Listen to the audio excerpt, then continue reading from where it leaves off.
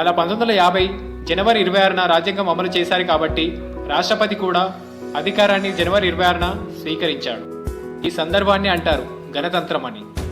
దేశాధిపతి వంశపార్యపర్యం కాకుండా ప్రజల చేత ప్రత్యక్షంగా కానీ పరోక్షంగా కానీ ఎన్నుకునే విధానాన్ని గణతంత్ర రాజ్యం అంటారు.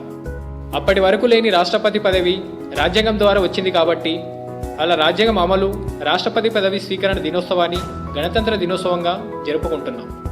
గణతంత్రాన్ని రిపబ్లిక్ అంటారు. రిపబ్లిక్ అనే పదం లాటిన్ పదమైన రెస్ పబ్లిక్ అనే పదం నుండి వచ్చింది.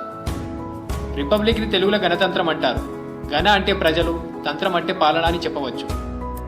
అలా దేశాధిపతి వంశపార్యపర్యం కాకుండా ప్రజల చేత ప్రత్యక్షంగా కానీ పరోక్షంగా కానీ ఎన్నుకునే విధానాన్ని గణతంత్ర రాజ్యం అంటారు. గణతంత్ర దినోత్సవం అంటే దేశ అధ్యక్షుడిని తెలియజేస్తుంది కాబట్టి గణతంత్ర దినోత్సవం రోజు రాష్ట్రపతి జాతీయ జెండాను ఎగురవేస్తారు. అలాగే స్వాతంత్రం వచ్చినప్పుడు దేశానికి రాష్ట్రపతి లేడు, అప్పుడు ప్రధానమంత్రి మాత్రమే అధిపతి. కాబట్టి స్వాతంత్ర దినోత్సవం రోజు ప్రధానమంత్రి జాతీయ జెండాని ఎగురవేస్తారు.